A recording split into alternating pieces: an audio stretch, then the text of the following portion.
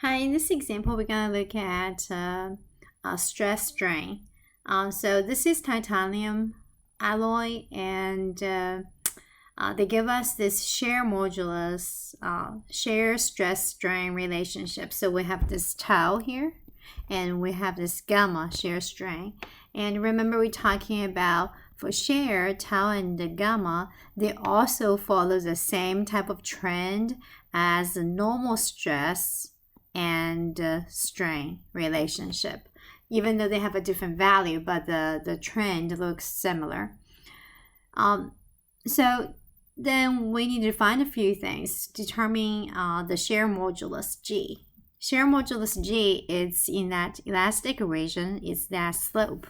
So we can quickly find out that G is going to be using, you see there's a proportional, that PL means proportional. Means that elastic region, we can use that value. So we're going to use G is going to be equal to tau over gamma. This is very similar like what we learned for elastic modulus is equal to stress over strain. And this, however, is just for the shear. This is for the normal, right? Stress and strain. So for shear, you're going to use tau over gamma. That's G. That's going to be our shear modulus or modulus of rigidity. So that's going to be equal to tau proportional over gamma proportional. That's 360 using unit megapascal over our gamma, which is 0.008. And the gamma is going to have no unit being strain. Then when we calculate that, let's see what we got for our G.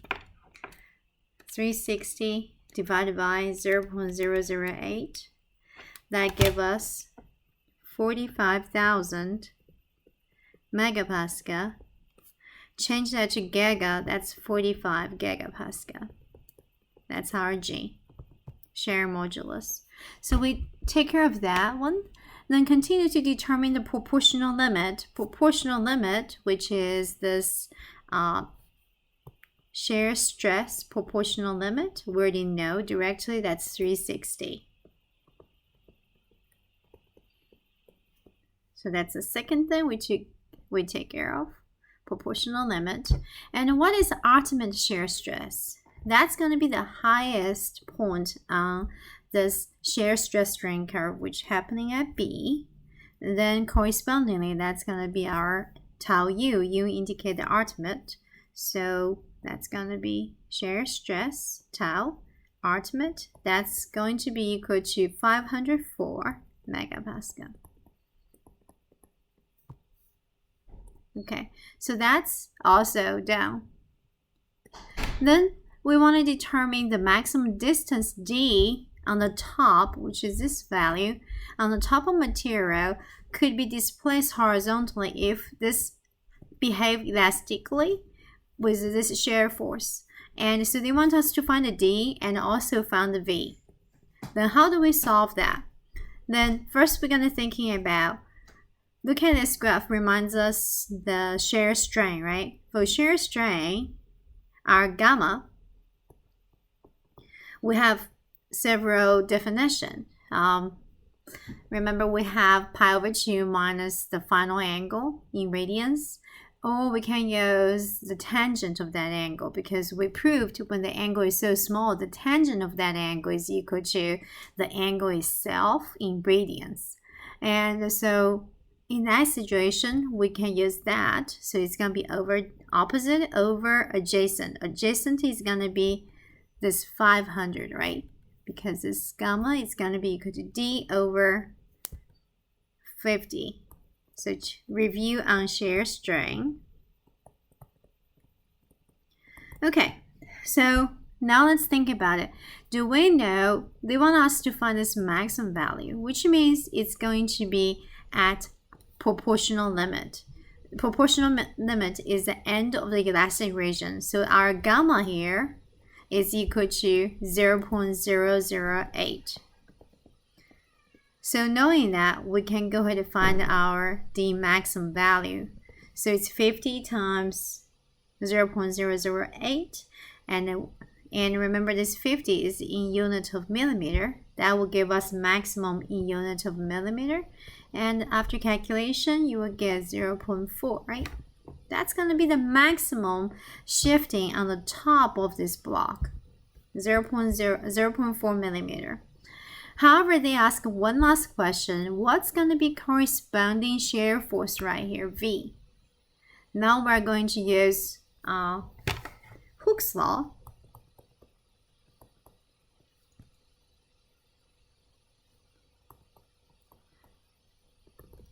So think about Hooke's law for the shear stress strain. That's going to be equal to this G equal to our tau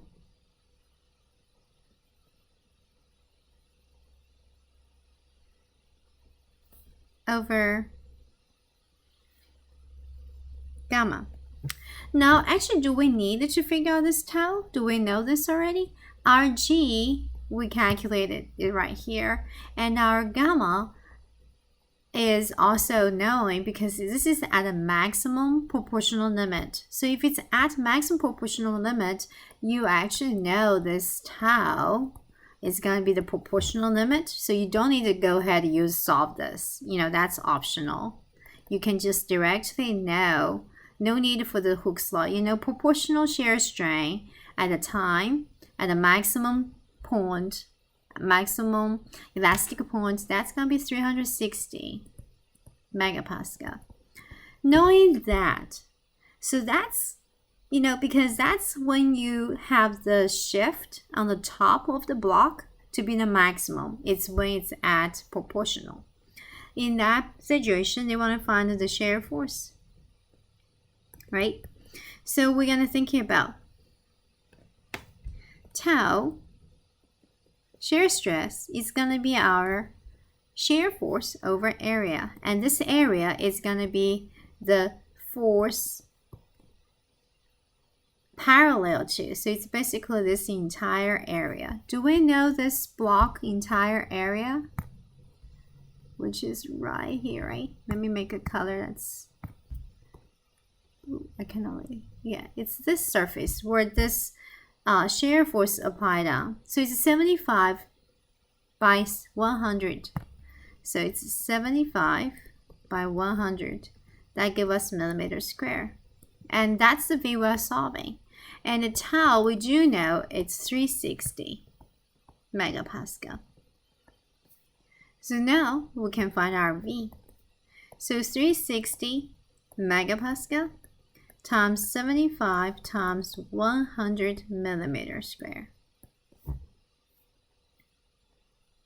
We also learned previously, when we want to get megapascal unit, we will have kilonewton over millimeter square.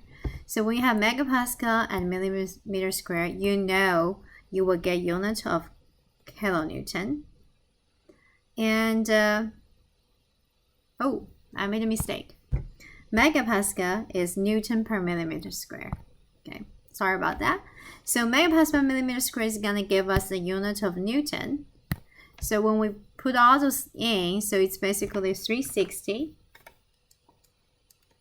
times 75 times 100. That gives us a huge number, 2.7 million, right? So you will get 2.7 times 10 to the power of 6 Newton. And if we were changing that to kilonewton, will be 2.7 times 10 to the power of 3 kilonewton. That gives us 2,700 kilonewton. That's how much force is applied on this top surface in order to make this maximum of the displacement D. The displacement D you calculated here using the shear, which is 0.4 millimeter. Okay, so that's a quick recap of the shear stress and the strain example. All right, I'll see you on the next one. Bye now.